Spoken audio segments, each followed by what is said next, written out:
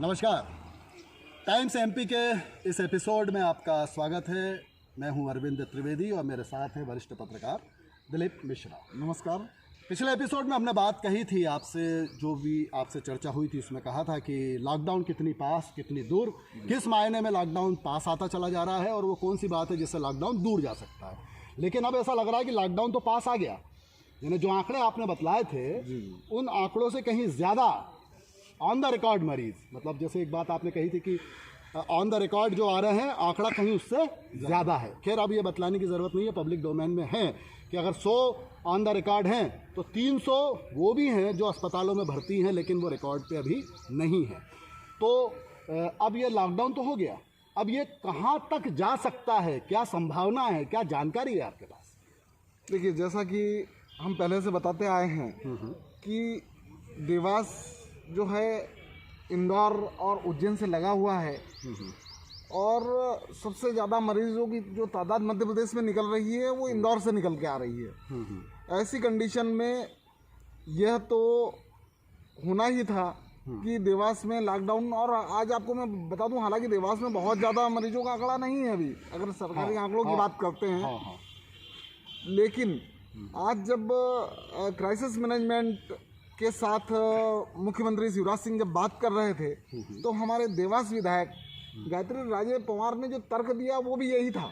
जैसा कि हम पहले से कहते आए हैं, उन्होंने एक ही बात कही कि देवास इंदौर और उज्जैन से नज़दीक है, इसलिए इंदौर और उज्जैन में जो व्यवस्थाएं हों, अगर वहाँ लॉकडाउन हो तो देवास में भी लॉकडाउन किया जाए, मतलब इंदौर और उज्जैन के साथ ही देवास को भी चलाया जाए। अनुपातिक रूप से देखा जाए तो इंदौर का असर भी देवास पे है और उज्जैन का असर भी देवास पर है, क्योंकि कई मायने में इंदौर देवास उज्जैन के बीच में मोबिलाइजेशन होता रहता है।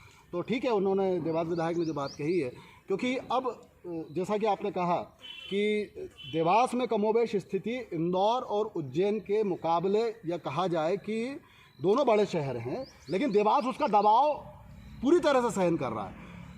अभी आपने पिछली बार हमने जैसे कहा था कि जितने प्राइवेट हॉस्पिटल्स हैं, प्राइवेट हॉस्पिटल्स में बेड मुश्किल से अवेलेबल हो रहे हैं, लेकिन हमारे पास एक अमलतास हॉस्पिटल है, बड़ा अस्पताल है, वहाँ पर सुविधाएं हैं। कई हॉस्पिटल्स हैं देवास में इस समय जो हैं वहाँ पर। हाँ, वो पहले उसको मतलब उसको पहले अधिकृत किया गया था। तो वो, लेकिन बात ये हो रही है कि पिछली बार का जो लॉकडाउन था, हम सिर्फ बहुत लॉकडाउन पे कर रहे हैं, कि पिछली बार का जो लॉकडाउन था वो इस मायने में सार्थक था, इस मायने में ज़रूरी था कि सारे संसाधन जुटाने थे, सारे संसाधन जुटाना था, बेड की व्यवस्था करना थी, स्पेशल कोचेस खड़े कर दिए गए थे, ऑक्सीजन की व्यवस्था करना थी, डॉक्टर्स को ट्रेन करना था, मेडिकल स्टाफ को ट्रेन करना था। इन सब चीज़ों के लिए समय चाहिए था। और इस बाढ़ को जो कोरोना की है उसके बारे में बहुत ज़्यादा जानकारी नहीं थी, लाइन ऑफ ट्रीटमेंट नहीं मालूम था। तो एक अजीब सी स्थिति थी जिसके चलते लॉकडाउन करने के बाद इन सब चीज़ों की स्टडी और रिसर्च करके और वो लॉकडाउन के बाद की स्थिति को संभाला गया, स्थिति संभल गई। लेकिन एक समय के बाद हमको सिर्फ 1 महीने 1.5 महीने का चैन मिला और उसके बाद और दुगनी रफ्तार से ये चली। तो अब मेरा प्रश्न ये है दिलीप जी कि सारे संसाधन होने के बाद भी, सब कुछ है हमारे पास अब, लेकिन उसके बावजूद भी लॉकडाउन की नौबत आती है, तो उसका कारण है वो एक इंजेक्शन रेमडेसिविर, जो कि मतलब कहने का मतलब वही है कि सारे दांत हैं लेकिन वो जो जरूरी चना है वो गायब हो गया। एक बात और बताऊं मैं आपको, रेमडेसिविर को लेकर इस समय देवास ही नहीं पूरे प्रदेश में अफरा तफरी मची हुई है। लेकिन अभी अगर बात की जाए, इंदौर के चेस्ट स्पेशलिस्ट हैं, एक्सपर्ट्स हैं, डॉक्टर बंसल, उन्होंने बहुत स्पष्ट कहा कि रेमडेसिविर इंजेक्शन जो है अगर लंग्स में 25% से ऊपर अगर इन्फेक्शन है तो ही लगाया जाना चाहिए। बिल्कुल। लेकिन इस समय ये हो रहा है कि कोरोना को लोकल डॉक्टर्स भी समझ चुके हैं, जो प्राइवेट निजी प्रैक्टिशनर हैं वो भी ट्रीटमेंट कर रहे हैं। जो कोरोना के एक्सपर्ट्स हैं वो तो गवर्नमेंट की और WHO की गाइडलाइन के हिसाब से ट्रीटमेंट कर रहे हैं, एम्स की अपनी गाइडलाइन। बिल्कुल। लेकिन जो मेडिकल प्रैक्टिशनर हैं वो 5-10% वो रिस्क नहीं ले रहे हैं, वो रिस्क नहीं ले रहे हैं। 5-10% इन्फेक्शन में भी वो रेमडेसिविर, वो बड़ी कंफ्यूजन की स्थिति है शासन को।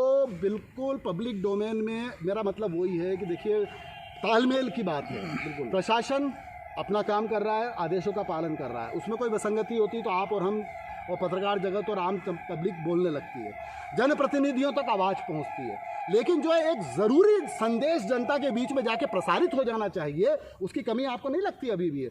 इंजेक्शन कब लगना चाहिए, कब नहीं लगना चाहिए, एक्सपर्ट डॉक्टर्स बतलाएं, पब्लिक डोमेन में वो चली जाए।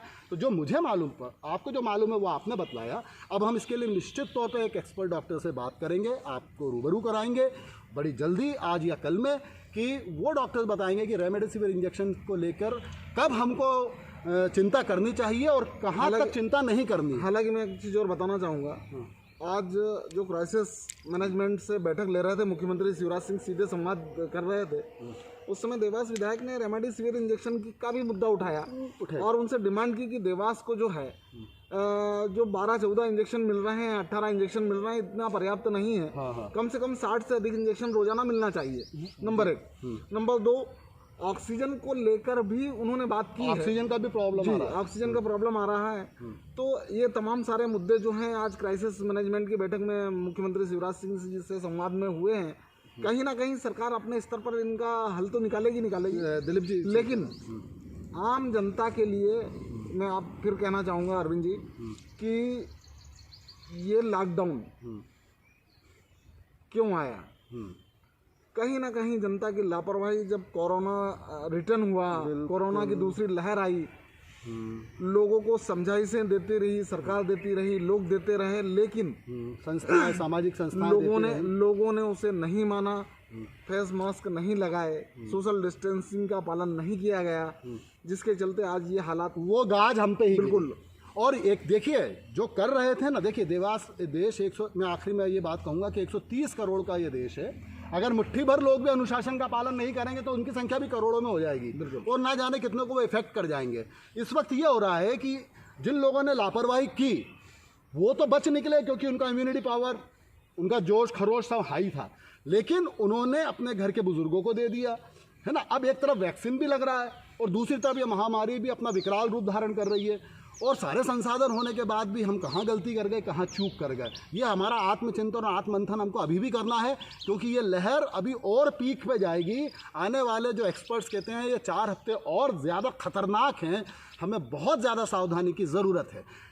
प्रश्न ये आखिरी में जब मैं बात अपन ख़त्म करें तो आप भी बताइएगा इसमें कि देखिए ऐसा है ना कि लॉकडाउन ये कोई हल नहीं होता अर्थव्यवस्था, लेकिन अब अर्थव्यवस्था को देखें या लोगों की जान को देखें। बिल्कुल सही बात। सवाल उठता है, रेमडेसिविर इंजेक्शन एक ऐसा इंजेक्शन है जो कि ऑन डिमांड, जैसे तो हमारा फार्मास्यूटिकल में पूरी दुनिया में नाम डंका बसता है भारत का, लेकिन ये ऐसा इंजेक्शन है जो ऑन डिमांड आता है, ये हमेशा काम नहीं आता है।